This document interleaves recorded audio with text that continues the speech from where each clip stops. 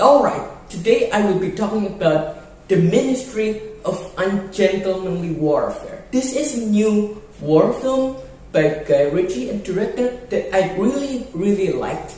So, I was very intrigued, because war film is a brand new genre for him. He's never done that before. So, I was intrigued about how he would do a war film. And going into this film, I also knew his style of directing. He's trying to use comedic tones into serious films. And sometimes it does work, but sometimes it doesn't work. So I was aware of that going into this film. So after I watched it, how do I feel about it? Do I like it? Do I hate it? Or do I stay in the middle? In this case, I stay in the middle because going into this, I knew that this was going to be a popcorn film. And in that aspect, it works, This film is filled with entertaining action set pieces, some comedy moments that does work, some doesn't work. It's just the perfect balance of comedy and action. They're here, perfectly balanced. But there's also some aspects that I really did not like. I will go into that later. Secondly, I will talk about the cast ensemble of this film. This film features Henry Cavill, Ritchson, Eiza, González, and a lot of great actors that I really liked. So, these performances carry the film for me.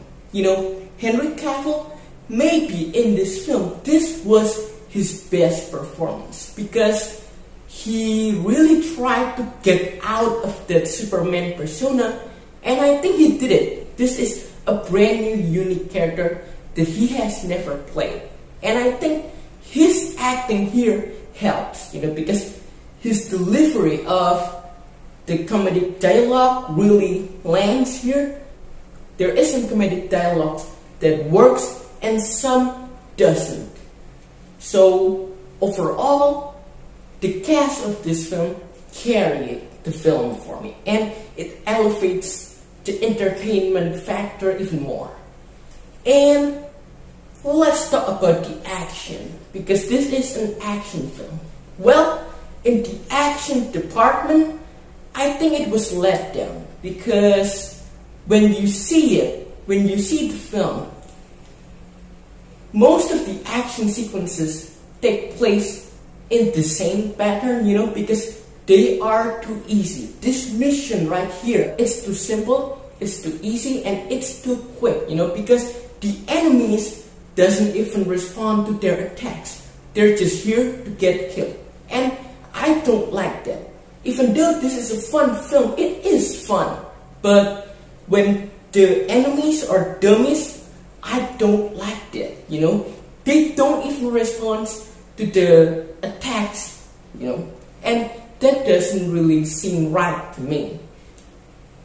This is a super secret mission. So at least make this mission really tough to crack. And this film doesn't really do that.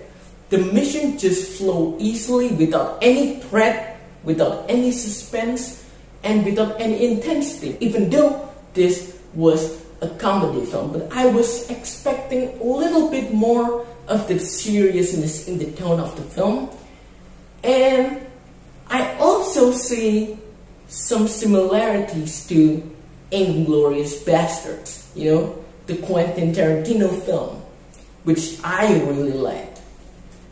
Well, the similarities here are the dialogue. They also use the kind of dialogue that is long stretch, a long dialogue scene to build up suspense. But the thing here, the suspense is not built up properly. Even though there is some intense conversation, you really didn't feel the tension among the characters. And that is a red flag for me. You're trying to imitate this style of directing conversation sequences. And maybe, yes, the action works. But for most of the time, the action just feels very monotone because there is no stakes, there is no response, there is no intensity to the action. So in that regard, to wrap up my review of the Ministry of Ungentlemanly Warfare, I will give this film a 6 out of 10. Yes, if you're here for the action, for the comedy, you will get it. But as a war film, I expected something more serious, something more tension-filled. So, 6 out of 10. If you have seen the Ministry of Ungentlemanly Warfare, drop everything in the comment section. Everything you like, everything you hate, everything. I will respond to them, and I really like to hear your opinions on the comment section. So, that's it from me, guys. Thanks for watching.